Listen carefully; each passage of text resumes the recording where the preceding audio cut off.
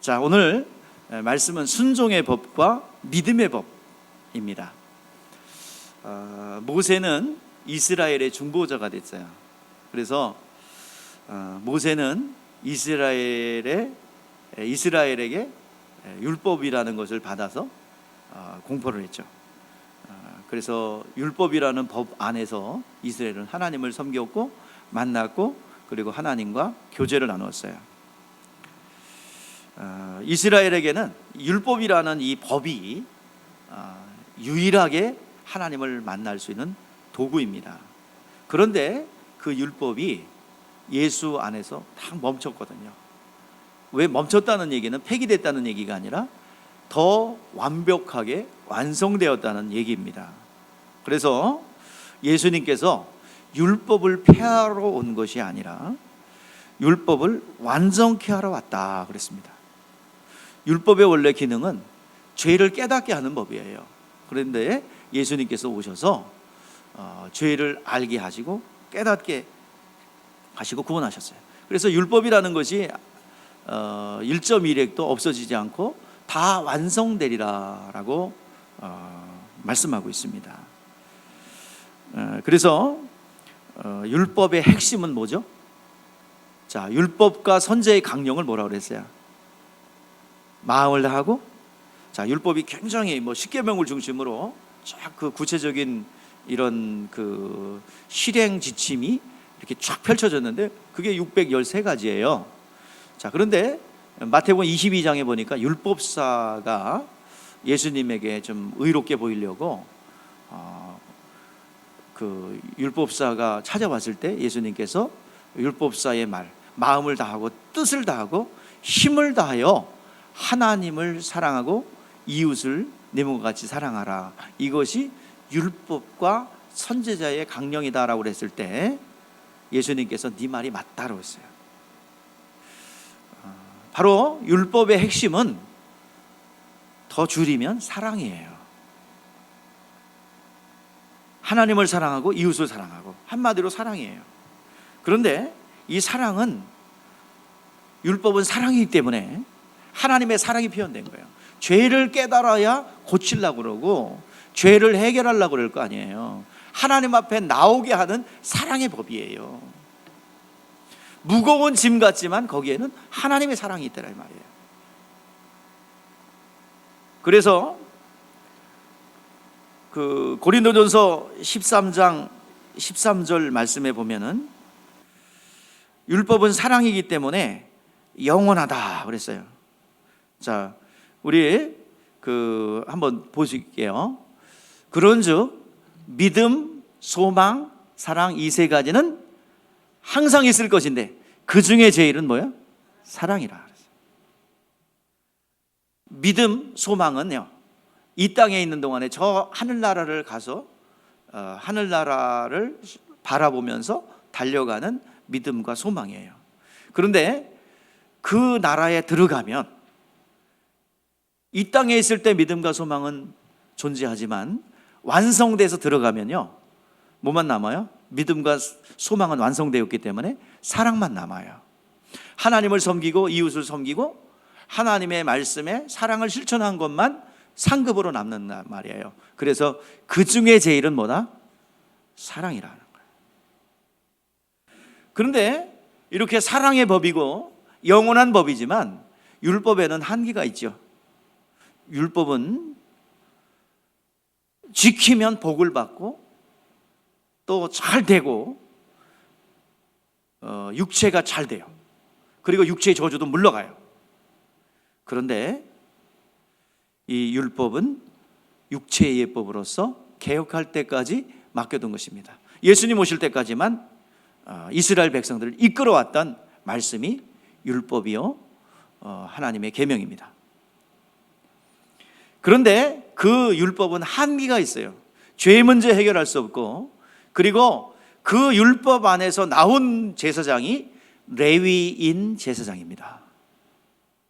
그리고 레위 지파 중에서 아론의 후손들만 제사장 역할을 했고, 또 제사장 중에서 또 대제사장 역할을 감당했던 거예요. 자, 그렇기 때문에 율법 안에 있는 제사장은 한계에 있을 수밖에 없고 제한받을 수밖에 없고 하나님을 섬기는 데 있어서, 하나님을 나가는 데 있어서 한정될 수밖에 없어요. 그런데 이 한계를 극복하고 또 넘어설 수 있는 레위 지파와 아론의 후손에서 나온 제사장의 반열을 따르지 않고 멜기세덱의 반차를 따라 나오신 영원한 대제사장 예수 그리스도께서 영원한 대제사장으로 오신 그 일과 배경과 근거가 오늘 본문입니다. 예수님은 제한이 있는, 한계가 있는 레위 지파의 제사장으로 온 것이 아니고 영원하고 완전하고 시작도 없고 끝도 없고 하나님의 아들과 동등하여 영원한 제사장으로 계신 멜기세덱의 반차를 따라 오신 영원한 대제사장이신 예수 그리스도입니다. 오늘 이 시간, 오늘 11절 말씀 읽을게요. 합독하세요. 시작.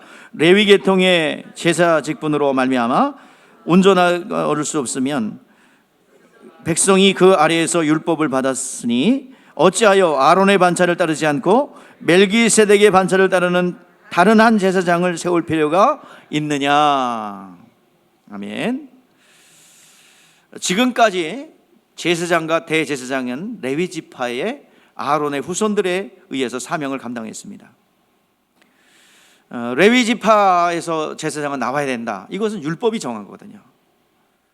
하나님의 명령으로 말미암아 레위 지파 중에서 고핫, 무라리, 게르손은 성전의 기물을 맡는 일을 했고 그 중에 아론과 그 후손들은 제사장의 역할을 감당했고 그 제사장은 대제사장의 역할을 감당했습니다. 그러니까 레위 계통의 후손들에 의해서 제사장이 나왔고 대제사장이 나왔다는 얘기죠. 그런데 그들은 율법이라는 완전한 도구로 하나님을 섬기고 만났지만은 율법으로는 이제 한계가 있어요. 그래서 여러분 제사장이란 말은요 무슨 뜻이냐면 중보자라는 뜻입니다. 자, 제사장이 중보자라는 뜻인데 양쪽을 다 알아야, 그러니까 하나님도 알고 백성도 알고, 그래서 둘을 화해시키는, 그게 중보자라는 뜻이에요. 하나님과 사람은 죄의 담이 있어요. 근데 일시적으로 그것을 이제 동물의 피를 대속함으로 이제 그것을 연결하는 그 일을 한 거예요. 하나님과 화해시켜주는 일을 한 것입니다. 그래서 율법의 절차에 따라서 레위 지파가 완전하게 하나님에 나갈 수 있는 길을 완전하게 열었다고 한다면 또 다른 제사장, 또 다른 지파와 또 다른 반차를 따라서 오실 예수가 필요 있겠느냐 하는 거예요. 오늘 본문은 레위 지파에서 나온 제사장이 완전했더라면 또 다른 지파, 또 다른 반열에서 나오는 멜기세덱의 반차에서 나오는 그런 제사장이 필요 있겠느냐 하는 것이에요. 그거에 지금 오늘 본문 말씀입니다. 본문 11장 말씀, 11절 말씀이에요. 자, 율법에 의해서 이제 하나님 앞에 나갔고 섬겼어요. 그런데 그 자체가 불안한 것은 아닙니다. 자, 우리의 육체가 있고 영혼이 있는데 구약 시대에는 영혼이 죽었어요. 이미 죽어서 태어난 거예요. 자, 여러분들 영혼이 죽었다고 그러는 거는 소멸됐다는 얘기가 아닙니다. 성경에서 영이 죽었다, 영적 죽음, 이것은요 소멸됐다는 얘기 아니에요. 영적 죽음이라는 것은 관계가 끊어졌다는 얘기입니다. 자, 에덴 동산에서 하나님과의 관계가 끊어졌죠. 자, 우리에게는요 영이 있고 육이 있어요. 그리고 영과 육을 연결하는 데가 있는데 그것이 바로 인격이라고 합니다. 의학적으로는 신경 조직이라고 합니다. 그래서 영적인 질병에다가 다 뭘 붙여요? 신경성 위험, 신경성 뭐 이렇게 붙는 거는 뭐냐면 귀신병이요 하는 소리예요. 그걸 귀신 쫓아내면 나아요. 신경자 붙이면 무슨 질이에요? 신경질. 예, 신경 조직을 건드린다 이 말이야. 그것을 인격이라고 하는데 생각, 감정, 그 다음에 의지예요. 지정의라고 그래요. 우리의 생각, 우리의 감정, 우리의 의지적 결단, 뭐 이렇게 하기로 결정하는 거, 이런 것들은요 영의 활동입니다. 그러면 여러분들이 생각이 올바르고 감정이 올바르고 판단이 올바르기 위해서는 어디를 고쳐야 됩니까? 겉사람을 고쳐야 됩니까? 속사람을 고쳐야 됩니까? 예, 속사람 영을 고쳐야 되는 거예요.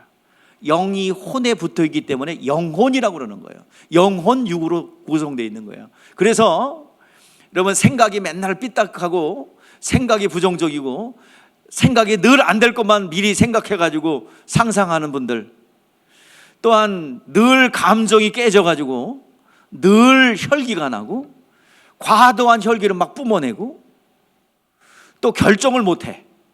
누가 결정해 줘야 돼. 의지가 깨졌어요. 또한 쇠고집이야. 손해보는 거 알면서도 그냥 그리 가. 이런 것들이 다 깨진 부분이에요.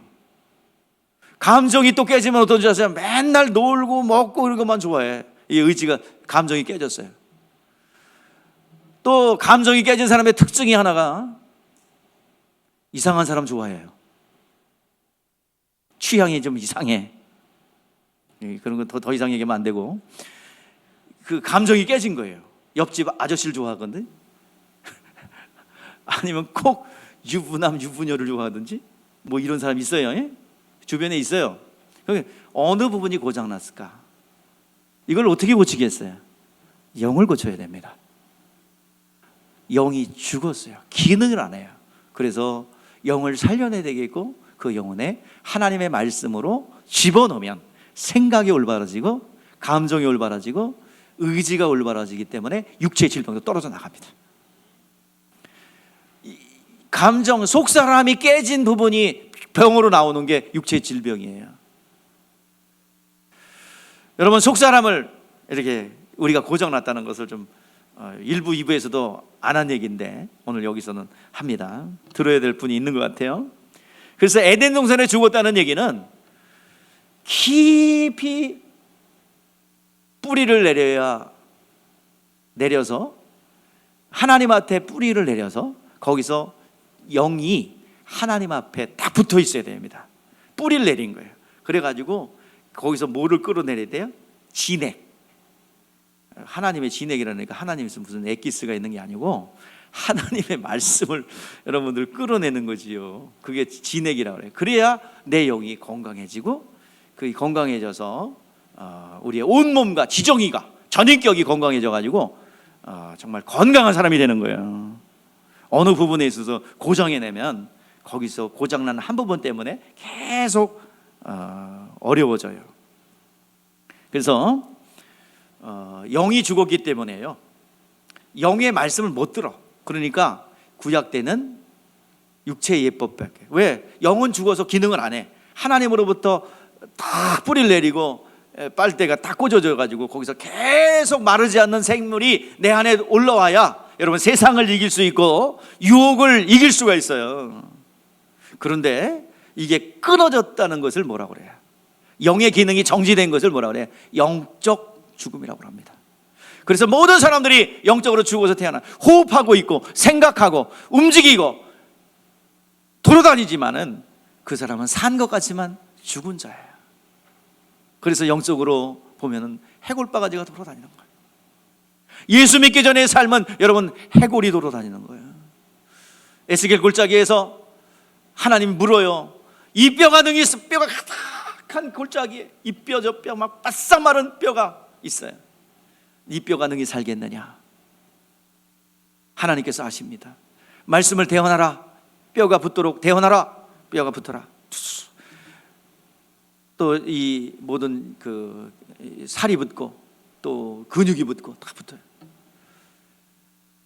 생기야 대언하소 생기야 불어넣어라. 생기를 불어넣으니 대언을 하나님 말씀을 대언하니 그 시체 같은 사람들이 다 일어나서 큰 군대를 이뤘다는 기록입니다. 오늘 여러분 하나님의 말씀은 여러분의 해골과 같이 메마른 심령이 여러분 다시 소생하는 역사가 있게 될 줄 믿습니다. 하나님의 말씀으로 여러분 채워놓으시기를 주의 이름으로 축복합니다. 이제 구약의 제사의 직분으로 하나님 앞에 목소리를 상달시킬 수 있고 또 이 중보자가 제사장이 중보자가 되어서 하나님은 이제 그 제사장을 통해서 하나님과의 관계를 연결했는데 하나님은 이게 완전하지 않기 때문에 또 다른 뭐를 세웠어요?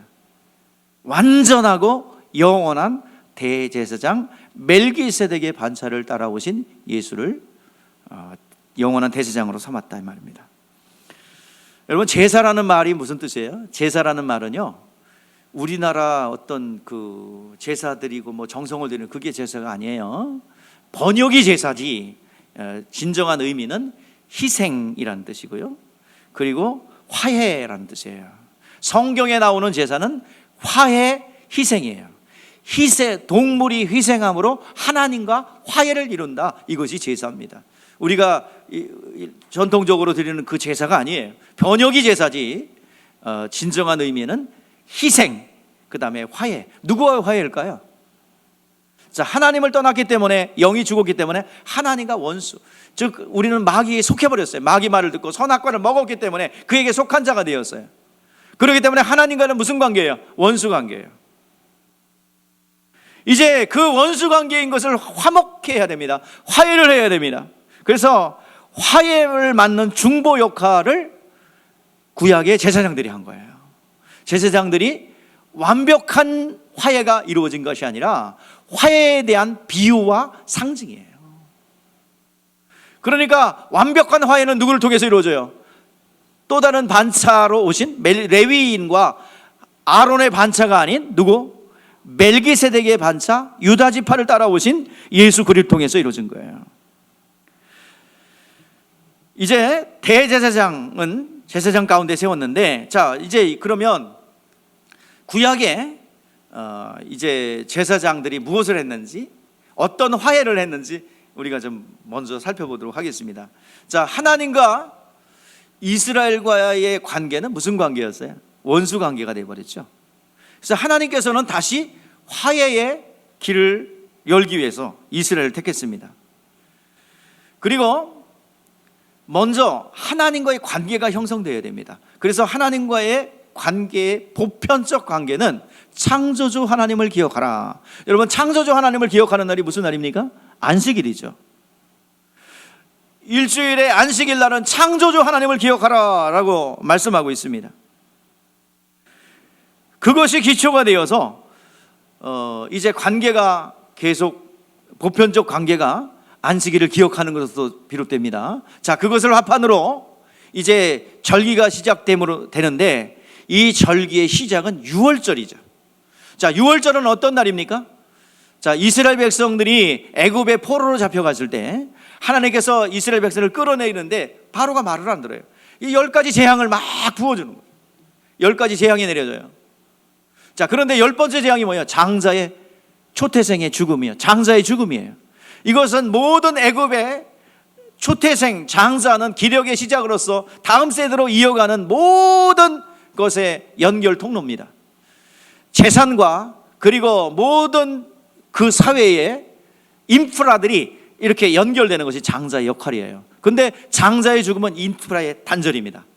모든 혈통의 단절, 인프라의 단절이에요. 초태생과 장자의 죽음은 인프라가 끊어진다는 얘기예요. 망한다는 얘기예요. 그런데 하나님께서는 이스라엘 백성들에게는 특별하게 살 길을 열어주셨죠. 자, 하나님께서 모세에게 이제 살 길을 열어줘요. 1년 된 흠없는 수컷 양을 잡아서 그 양의 피를 받아서 그 우슬초 묶음을 통해서 그 피를 찍어서 좌우문술주 인방에다 바르라. 그러면 죽음의 재앙이 넘어갈 것이다. 너희들은 그 피를 바른 문지방 안에서 이제 쓴나물과 그 유월절 양을 잡아서 고기를 구워서 서서 막 먹어라. 이게 유월절 의식이에요. 그러면 죽음의 재앙이 어떻게 했나? 그 피를 볼 때에 죽음의 재앙이 6월 넘어갈 것이다 라는 거예요. 이것이 유월절 절기입니다. 자, 이 유월절 절기를 통과한 사람, 유월절을 통과한 사람, 좌우 문설주 임방에 어린 양의 피, 수컷 어린 양의 피가 발라진 집은 죽음의 재앙이 넘어갔어요. 그들은 살았습니다. 그 살아난 자들이 애굽에서 나왔어요. 자유자가 되었습니다. 해방되었습니다. 그때부터 그들은, 애굽에서 나온 이들은 홍해바다를 건너면서 신분이 바뀌어요. 이제 바로의 종이었고 바로의 어떤 그 억압받는 종이었지만은 홍해바다를 건넌 뒤에는 뭐가 돼요? 하나님의 백성입니다. 하나님의 백성으로서의 관계가 시작된 거예요. 뭐로 인하여? 유월절 양을 통하여. 자, 그러면 이 하나님과의 관계가 유월절 양을 통해서 이제 관계가 되었어요. 하나님의 백성이 됐어요. 백성. 자, 그러면 그 백성의 관계를 유지하려면 죄가 들어오면 안 되겠죠. 자, 그래서 1년에 딱 한 차례씩 죄를 모아가지고 해결받는 날이 있습니다. 그 날이 뭐냐면 7월 10일. 유대력으로 7월 10일이고 민력, 일반 달력으로는 1월 10일입니다.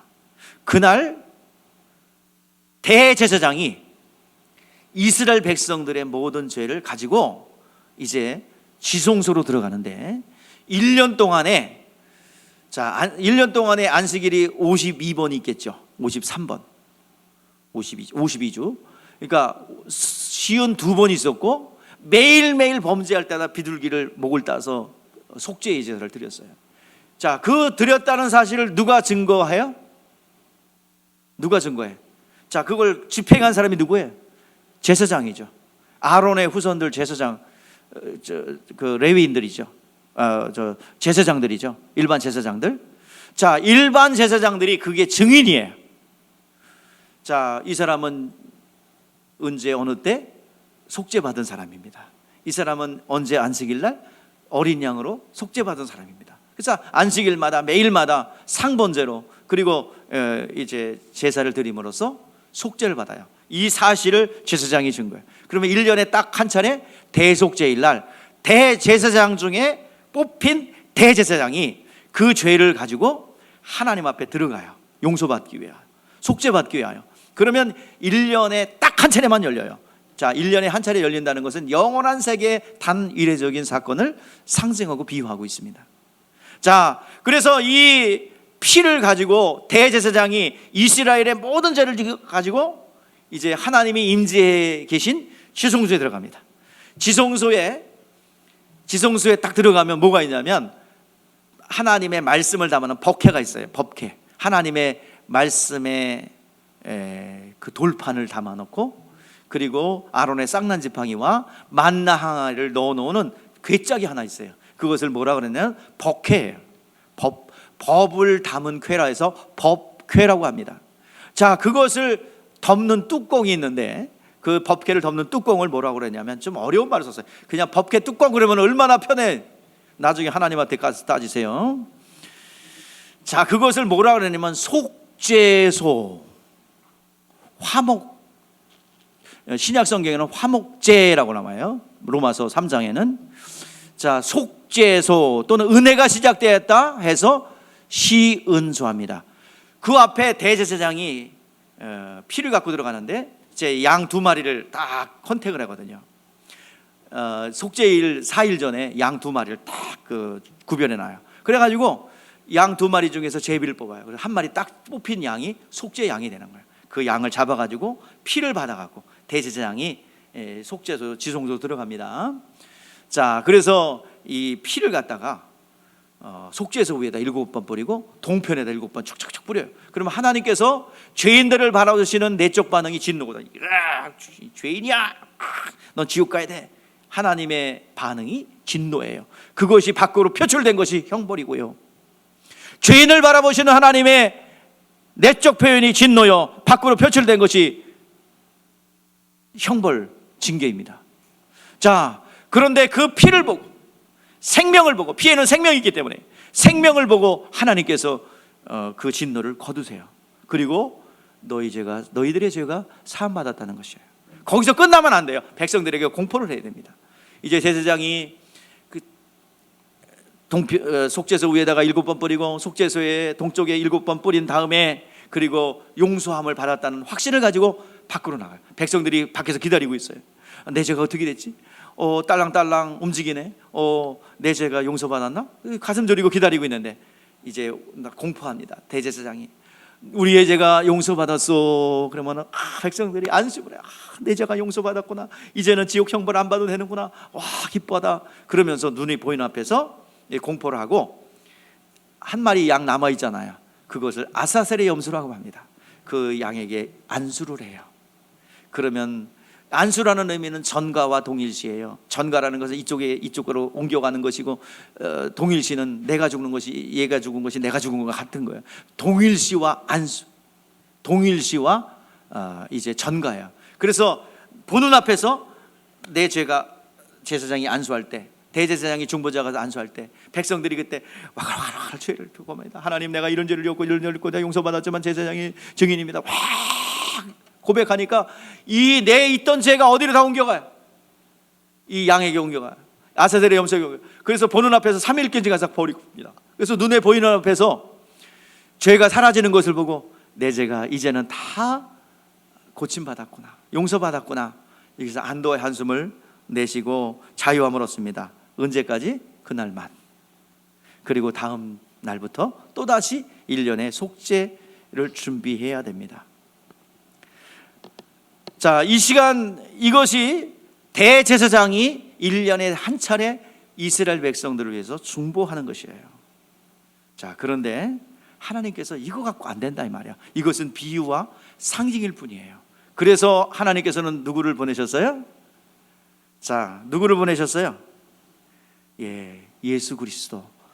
완벽하고 영원한 대제사장 되신 예수 그리스도예요. 레위 지파의 반차를 따라온 분이 아니라 누구의 반차? 멜기세덱. 그러면 그 사람은 누구예요? 시작한 날도 없고 끝날도 없고 영원한 제사장으로만 있는 멜기세덱의 반차를 따라서 오셨다는 얘기예요. 여러분, 반차라는 말은 휴가 중에서 반일만 쓰는 반차가 아니고, 자, 한자를 보셔야 돼요. 멜기세덱의 반차가 뭐냐? 자, 원래 아론의 반차가 있어요. 레위인의 반차가 있어요. 제사장 반차가 있는데, 이 반차라는 말은 한자로 한번 보실까요?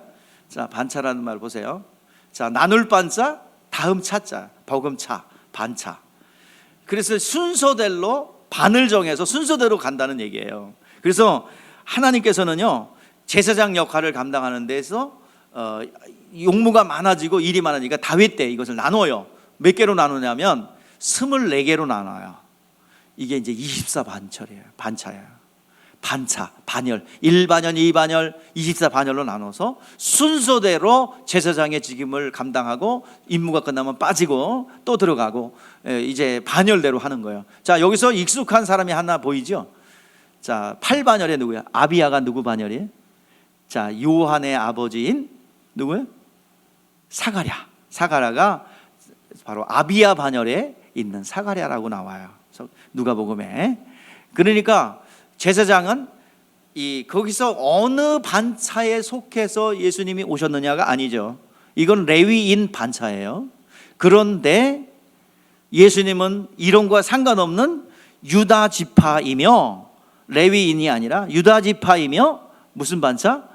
시작도 없고 끝도 없고 끝도 없는 영원하게, 항상 영원하게 제사장으로 계신 누구요? 멜기세덱의 반차를 따라 오셨다는 얘기예요. 좀 어려운 것 같지만 이해하면 쉬워요. 자, 그래서 예수님은 유다 지파에서, 그러니까 레위 지파의 제사장과 다를 바가 다른 제사장이죠. 그래서 만약에 레위 지파의 제사장으로 왔다면 율법에서 온 것이기 때문에 1년에 한 번씩 계속 바꿔야 되지만, 우리는 예수님이 중보자가 됐기 때문에 단 한 번에 완전히 영원히 지금 하늘 보좌에서 우리를 위해 중보하고 계십니다. 자, 우리 따라해 봅시다. 단 한 번에 완전히 영원히 뭐가 됐어요? 우리 중보자가 됐어요. 우리는 짐승 갖고 나올 필요 없어요. 예수 이름 갖고 나오면 됩니다. 예수의 이름으로 기도하고 예수의 이름으로 간구하면 하늘에 상달되는 거예요. 자, 지금 예수님은 어디 계세요? 자, 물을게요. 하늘에 여러분 마음에 섞였어요. 지금 마음과 하늘이 섞였어요. 자, 예수님 어디 계세요 지금? 자, 인자 되신 예수님은 하늘 보좌에 계십니다. 그리고 우리 가운데는 뭐가 들어와 있어요? 그 이름으로 들어와 계십니다. 예수님은 하늘 보좌에서 영원한 대제사장, 완전한 중보자 되십니다. 언제 어느 때 우리가 예수 이름으로 하나님 앞에 나아가도 마다하지 아니하시고 받아주시는 분이세요. 밤에도 낮에도 화장실에도 무엇을 하든지 간에 어느 곳에서도 하나님 아버지 나를 도와주십시오, 하나님 나의 기도를 들어주십시오, 하나님께서 들으실 줄 믿습니다. 우리가 때로는 실수하잖아요. 범죄하잖아요. 자, 연약하기 때문에 범죄하지 않습니까? 그때 우리가 기도해요. 하나님, 내가 이런 연약함이 있어 범죄했습니다. 묻지도 않으세요. 따지지도 않으세요. 중보 바로 들어갑니다. 왜 그런 짓을 했어요? 부모들은 그렇게 할 수 있잖아요.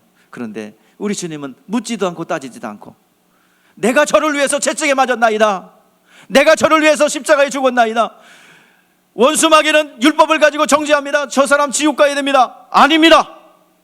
이 중보자 되신 예수, 영원한 중보자 되신 예수 그리스도는 내가 저를 위해서 십자가에 죽었나이다, 저를 구원하소서.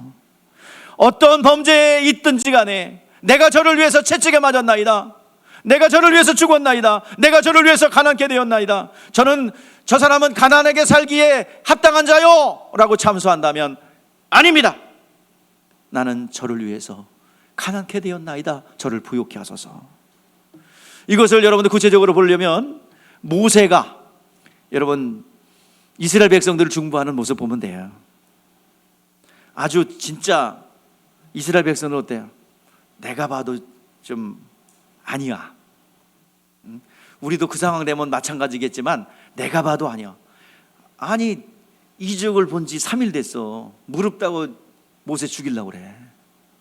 이적을 본 지 얼마 안 됐어요. 근데도 물이 없다, 먹을 것이 없다. 그래서 대표적인 사건이 뭐야?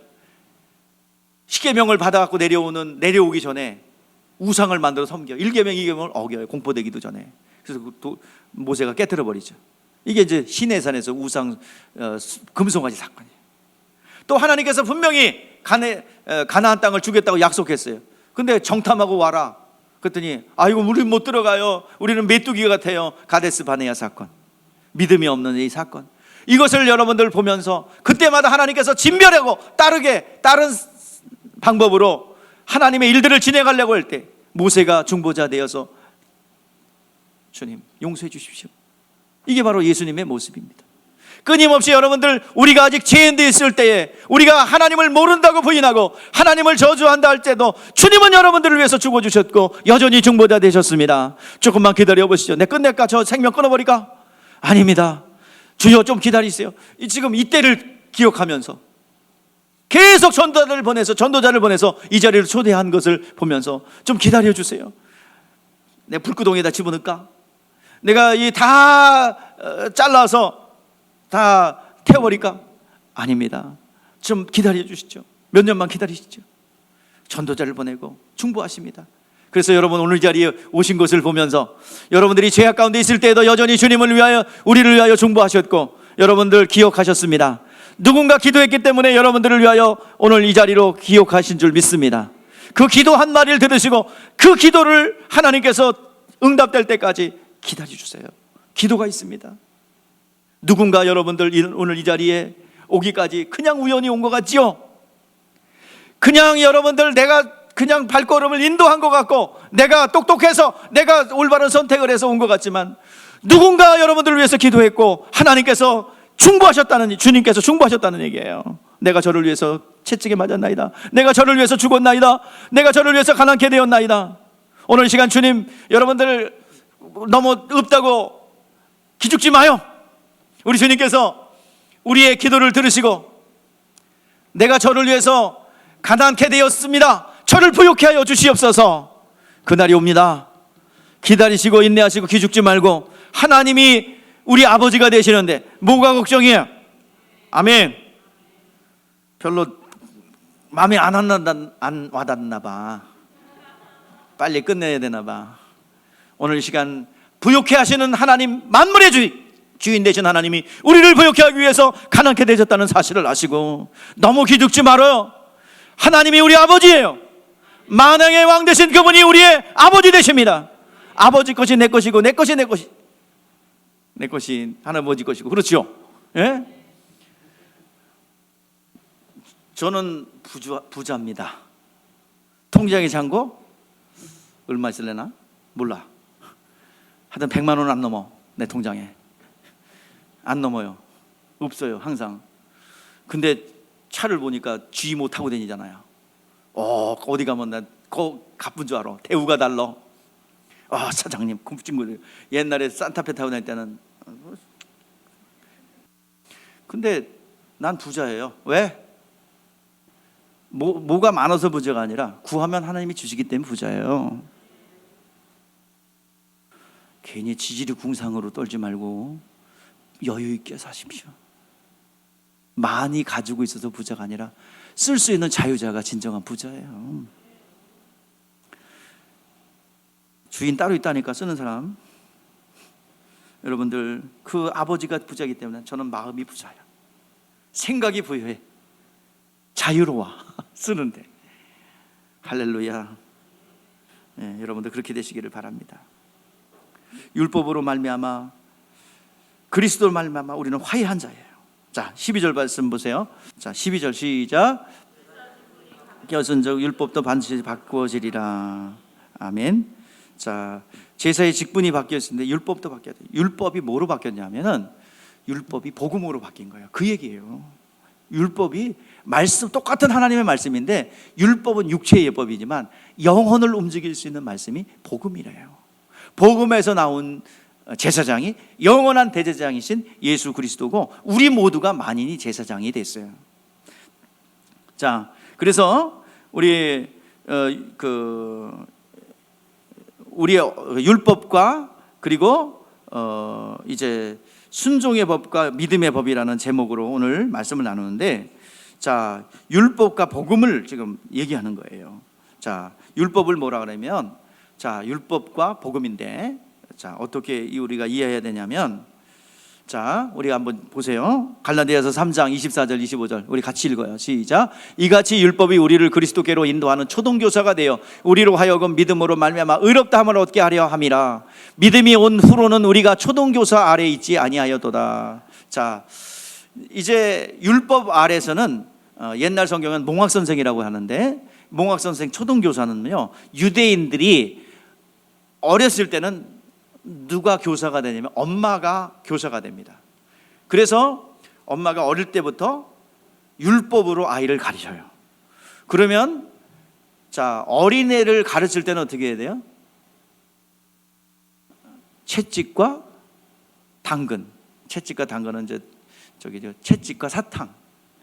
그래서 잘하면 잘했다 칭찬해주고 뭐도 주고 상도 주고, 또 잘못할 때는 가감하게 회초리로 그 육체의 습관이 되기 전에 육체 안에 있을 때 회초리를 대요.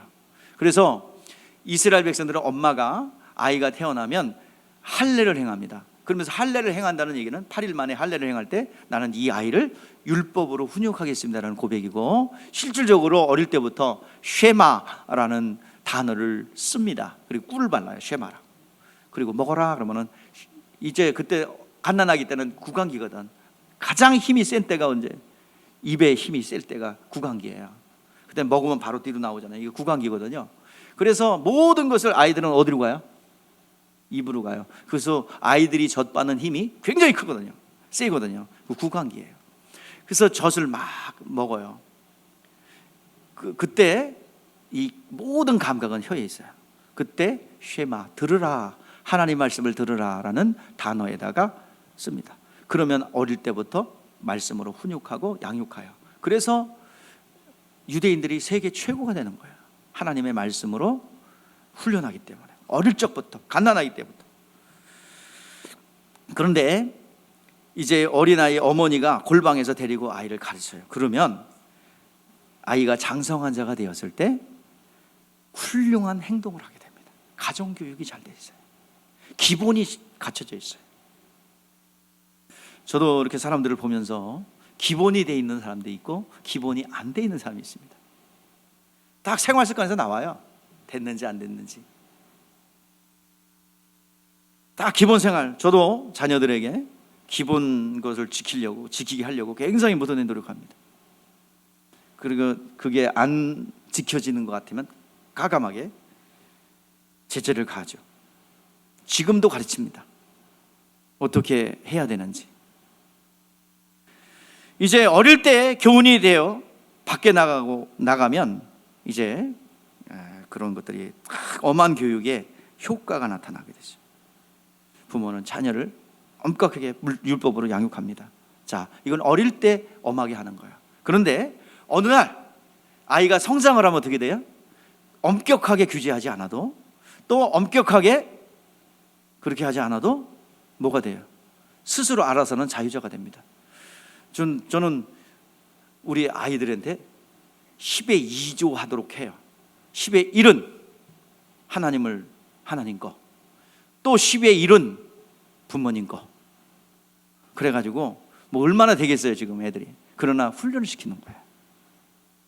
왜? 그게 바로 자녀가 잘 되는 비결이야.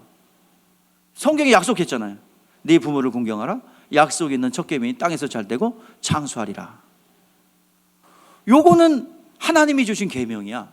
그렇기 때문에 자녀들이 잘 되는 거, 그게 자녀가 잘 되는 길이에요. 그렇게 교육시키는 거예요. 축복받을 수밖에 없는 구조로 바꿔놓는 거예요. 그건 훈련을 통해서 되는 것입니다. 자, 그런데 이제 장성하라면 그런 거 시키지 않아도 부모를 공경할 수 있겠죠. 이건 장성한 자입니다. 자유자가 되는 거예요. 누가 시키지 않고 스스로 할 수 있으면 이게 자유자입니다. 자, 그러면 오늘 얘기 제목을 한번 읽어볼까요? 제목 시작. 예, 바로 율법은 초등적인 법이에요. 그래서 강요를 합니다. 어기면 보응이 따르고 징계가 와요. 그리고 상급이 와요. 그러나 복음은 스스로 알아서 하도록 하는 자유자입니다. 자, 그래서 부모가 이렇게 하라 저렇게 하라 하지 않아도 스스로 알아서 하는 것이 복음이에요. 자, 그러면 복음 안에서 믿음은 장성한 자가 갖는 것이고 성숙한 자가 갖는 거예요. 여러분, 과거 율법은 순종하라고 가르칩니다. 자, 순종의 법이 율법입니다. 믿음의 법은 바로 복음입니다. 자, 순종의 법은 강요하는 거예요. 가르치는 거예요. 강제력이 있어요. 이거는 초등 어린아이를 다스려요. 어린아이의 법이에요, 율법은. 그러면 복음은 뭐예요? 스스로 알아서 하는 성숙한 법이에요. 그걸 믿음의 법이라고 합니다. 자, 우리 따라해 봅시다. 순종의 법, 율법. 믿음의 법, 복음. 자, 우리는 순종의 법이에요, 믿음의 법이에요. 믿음의 법이죠. 우리는 복음을 받은 자들입니다. 자, 우리가 교회에 나오면 이게 순종의 법에서 믿음의 법으로 이렇게 성장하는 것을 지금 얘기하는 거예요. 자, 교회에 나오면 하나님 말씀에 순종하세요라고 가르칩니다. 구원받은 사람들에게, 예수가 나의 구원자여 주님이여 영접한 사람들에게 말씀에 순종하세요. 말씀에 순종. 이거는 이제 가르치고 훈육하고 이렇게 복돋워서 순종하게 하죠. 그거는 이제 초등학교 때 얘기예요. 좀 어릴 때 이렇게 가는 거예요. 그러면 순종하다 보면요, 이 순종하다 보면 말씀의 엑기스가요 싹싹 들어와요. 영혼에 경험되고 체험되게 됩니다. 자, 그래서 내 심령 안에 꼭꼭 채워지게 되죠. 자, 그러면 뭐를 내나요? 믿음이라는 열매를 내놓게 됩니다. 처음에는 순종을 강요하지만 점점 순종이 경험되어지면서 뿌리로부터 진액을 빨아들여 가지고 이제 내 열매를 딱 믿음의 열매를 내놔요. 여러분들, 믿음의 열매를 내놓으면 하나님은 일하지 않을 수 없어요. 자, 근데 이 반대가 뭐냐면 스스로 살려는 거예요. 하나님 없어도 돼. 난 스스로 살 거야. 나는 내 능력과 내 주먹을 믿고 살 거야. 내 지혜를 먹고 살 거야. 이것이 바로 마귀적 성품이죠. 스스로 살려는 원죄의 습성이에요. 여러분, 오직 스스로 살 수 있는 분은 누구밖에 없어요? 하나님밖에 없어요. 그래서 스스로 살려고 하는 자는, 스스로 살려는 자는 자기가 하나님 자리에 올라가겠다는 얘기예요. 그래서 성경에는 시험하지 말라, 이 말은, 하나님을 시험하지 말라, 이 말은요, 네가 나뭇가지를 나무로부터 자라내지 말라는 뜻이에요. 즉 하나님을 떠나서 살 수 있는지 테스트하지 말아라, 그 말이 시험하지 말라는 얘기예요. 우리는 하나님 안에 붙어 있어서 삽니다. 여러분들, 진정한 믿음 안에, 복음 안에 있는 사람들은 그 믿음이 자유를 줘요. 그래서 회사의 사장님은, 국가의 임금은 마음대로 하죠. 뭐가 왜 마음대로 해요? 더 이상 높은 사람이 없기 때문에 마음대로 하는 거예요. 우리가 신앙생활에 있어서 복음 아래 있고 믿음 아래 있다면 누구의 터치 받지 않고 스스로 하는 자들입니다. 그게 우리는 자유자예요. 복음 아래 있는 자예요. 그래서 우리는 제사장입니다. 만이 제사장이에요. 구약 때는 레위인들, 아론의 자손들에게 제사장이 되어서 그들이 중보자가 되었고 증인이 되었지만, 오늘 우리가 제사장입니다. 우리는 영원한 대제사장이신 예수 그리스도 앞에, 우리 제사장 하나님 앞에 우리의 것을 간구할 수 있고 우리의 것을 구할 수 있습니다. 자, 그러면 순종, 율법에서 온 순종, 율법에서 요구하는 순종, 복음에서 요구하는 믿음, 무엇이 다른가요? 무엇이 다를까요? 자, 이것을 비유로 말하면 순종과 믿음의 차이는 푼열매와 잘 익은 열매 차이입니다. 율법 아래서 두려움에 따르고, 두려움 때문에 따르고, 순종하는 것은 덜 익은 열매, 덜 익었어. 복음 안에서 믿음은 완전히 익은 열매예요. 감으로 말하면 율법은 땡감, 그 다음에 복음은 뭐야?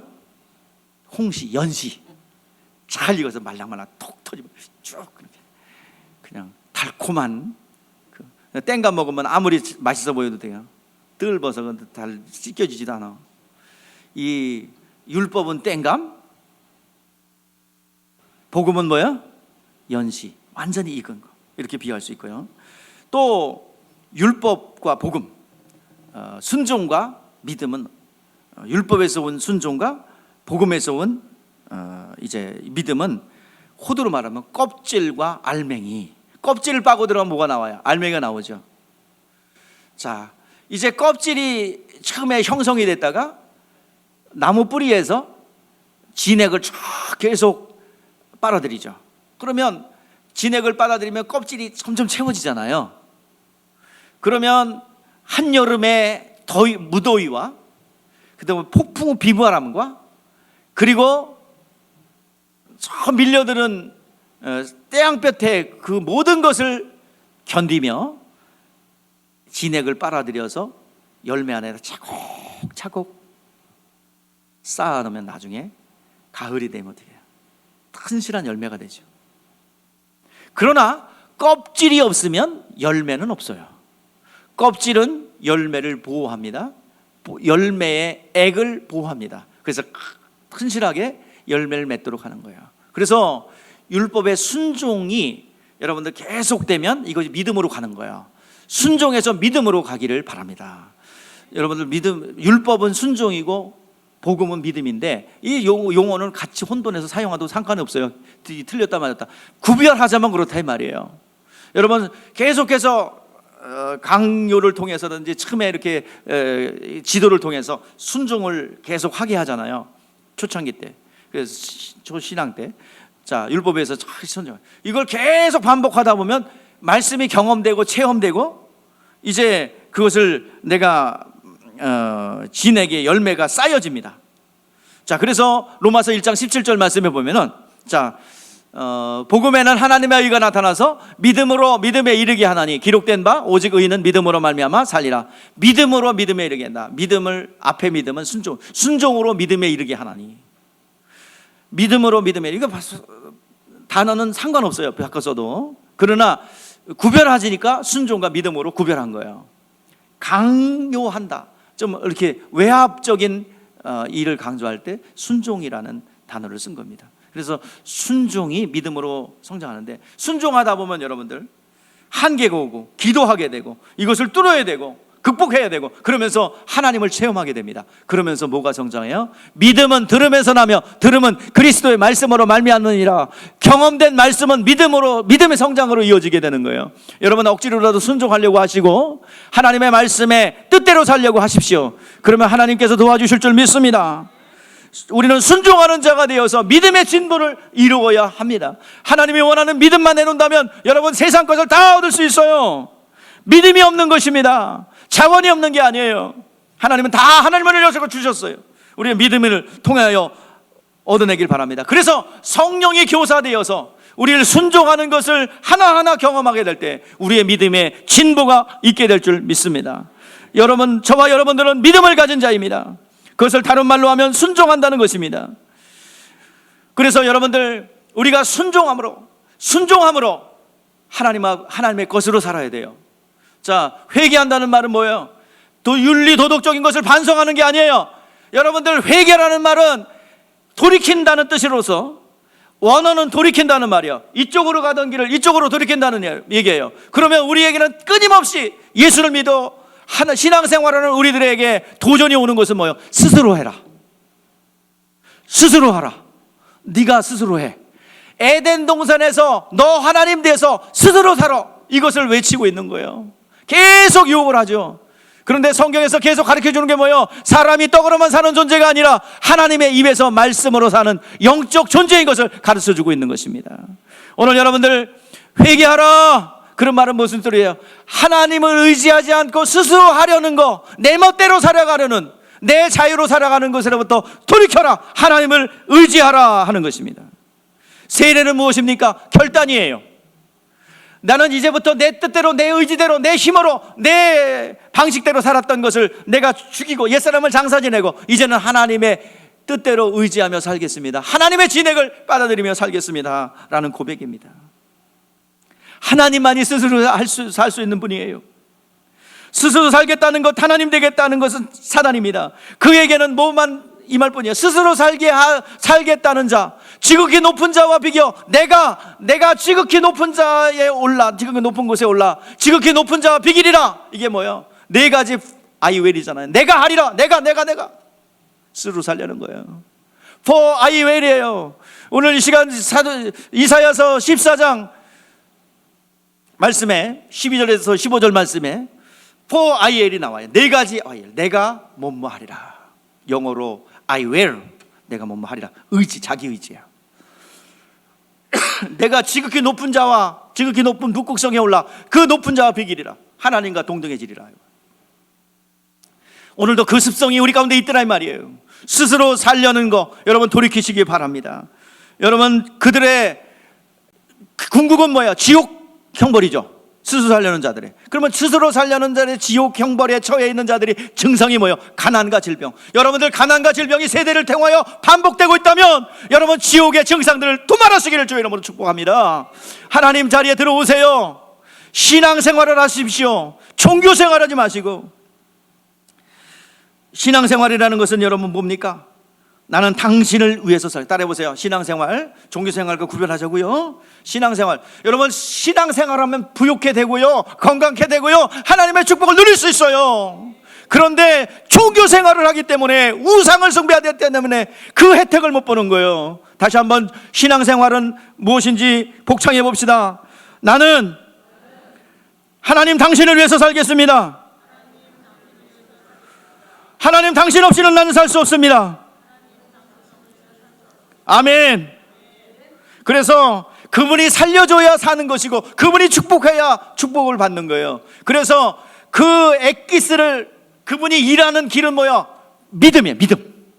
이게 신앙생활이에요. 그래서 순종이 계속 반복되고 체험되다 보면 뭐가, 내 영 안에 뭐가 들어와요? 엑기스가 들어와. 하나님 말씀이 들어와. 그래서 믿음의 진보가 있어요. 그 믿음의 진보만 있으면 그냥 승리하는 것입니다. 여러분들 종교 생활은 뭐요? 내가 잘해서 하나님을 감동시켜서 구원받는 우리에게 이 시간 신을 감동시키려는 게 종교 생활이야. 내 고행, 인내, 극기 뭐 이런 거 다 종교 생활입니다. 이제 하나님 앞에 가까이 나가시기를 바랍니다. 이제 말씀을 마무리하면서 내 양을 치라. 우리 주님께서 우리는 그러면 어떻게 빨대를 꽂을까요? 이상한 데 빨대 꽂지 말고 하나님한테 빨대 꽂으세요. 거기에 뿌리를 내리세요. 그리고 엑기스를 뽑아내세요. 그게 뭐냐면 주님께서 우리에게 주신 십자가가 있습니다. 내가 너희를 사랑한 같이 너희도 서로 사랑하라. 온천에 다니며 만매리의 복을 전파하라. 또 온천에 다니면 그 세례를 주고 내가 분부한 모든 것을 가르쳐 지키게 하라. 제자를 삼으라. 이 말씀이 여러분들에게 주신 십자가입니다. 자, 이 말씀을 순종하여 믿음의 진보가 있는 사람이 가는 데마다 하나님을 드러내고 하나님을 나타내고 가는 데마다 전도하는 현장마다 손대는 곳마다 하나님의 일하심의 현장이 나타나게 될 줄 믿습니다. 여러분 그 신앙생활을 하시길 바랍니다. 종교생활을 배제하고 극기하고 인내하고 하나님 앞에 잘 보여 내 고행으로 내 노력으로 하려고 하는 것이 아니라 그분 앞에 말씀의 진액을 빨아들여서 믿음의 진보를 내놓기를 주의 이름으로 축복합니다. 기도하겠습니다.